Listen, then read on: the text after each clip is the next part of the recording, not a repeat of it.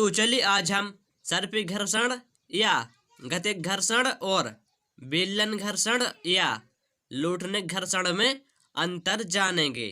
तो please video को like share and comment करना ना भूलें और हमारे चैनल को भी सब्सक्राइब कर लें और जो बगल में बेल आइकन है उसे भी प्रेस कर लें। तो चलिए अब हम वीडियो को स्टार्ट करते हैं और अब हम जान लेते हैं सर्पी घर्षण या गति घर्षण और बेलन घर्षण या लोटने घर्षण में अंतर। सर्पी घर्षण को गति घर्षण भी कहते हैं और बेलन घर्षण को लोटने घर्षण भी कहते हैं। जब एक वस्तु दूसरी वस्तु के पृष्ठ पर फिसलती है तो दोनों वस्तुओं के संपर्क पृष्ठों के मध्य लगने वाले घर्षण बल को सर्पी या गति घर्षण कहते हैं। अर्थात जब एक वस्तु दूसरी वस्तु के पृष्ठ पर फिसलती है तो जब दोनों वस्तुओं के पृष्ठ मिलते हैं या दोनों वस्तुओं के पृष्ठों में संपर्क होता है तो जो दोनों वस्तुओं के पृष्ठों के मध्य घर्षण बल लगता है उसको ही हम सर्पी या गति घर्षण कहते हैं।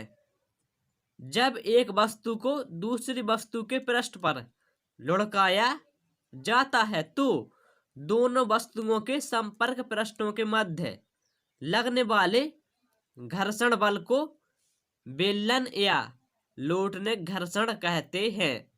अर्थात जब एक वस्तु को दूसरी वस्तु के पृष्ठ पर लुढ़काया जाता है तो दोनों वस्तुओं के पृष्ठों के मध्य जब संपर्क होता है तो दोनों वस्तुओं के संपर्क पृष्ठों के मध्य लगने वाले घर्षण बल को बेलन या लोटने के घर्षण कहते हैं। अगला पॉइंट हो जाएगा सर्पी घर्षण बेलन घर्षण की तुलना में अधिक होता है जबकि बेलन घर्षण सर्पी घर्षण की तुलना में कम होता है। अगला पॉइंट हो जाएगा फिसलने वाली वस्तु के पृष्ठ का सदैव एक ही भाग दूसरी वस्तु के संपर्क में आता है। अर्थात जब एक वस्तु दूसरी वस्तु के पृष्ठ पर फिसलती है तो हमेशा एक वस्तु का एक ही भाग दूसरी वस्तु के एक ही भाग से संपर्क में आता है जबकि लुढ़कने वाली वस्तु के पृष्ठ के भिन्न भिन्न भाग दूसरी वस्तु के संपर्क में आते हैं। अर्थात जब कोई वस्तु लुढ़कती है तो जब वह दूसरी वस्तु के संपर्क में आती है तो एक वस्तु के सभी भाग दूसरी वस्तु के सभी भागों से संपर्क में आ जाते हैं। अगला पॉइंट हो जाएगा जैसे सर्पी घर्षण होगा किसी आयताकार गुटके का किसी सतह पर फिसलना तो यहाँ पर सर्पी घर्षण या गति घर्षण आ जाएगा।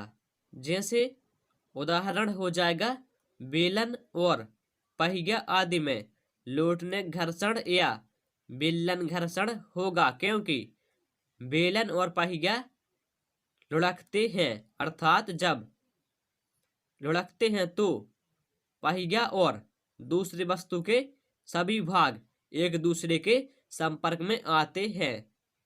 Thank you.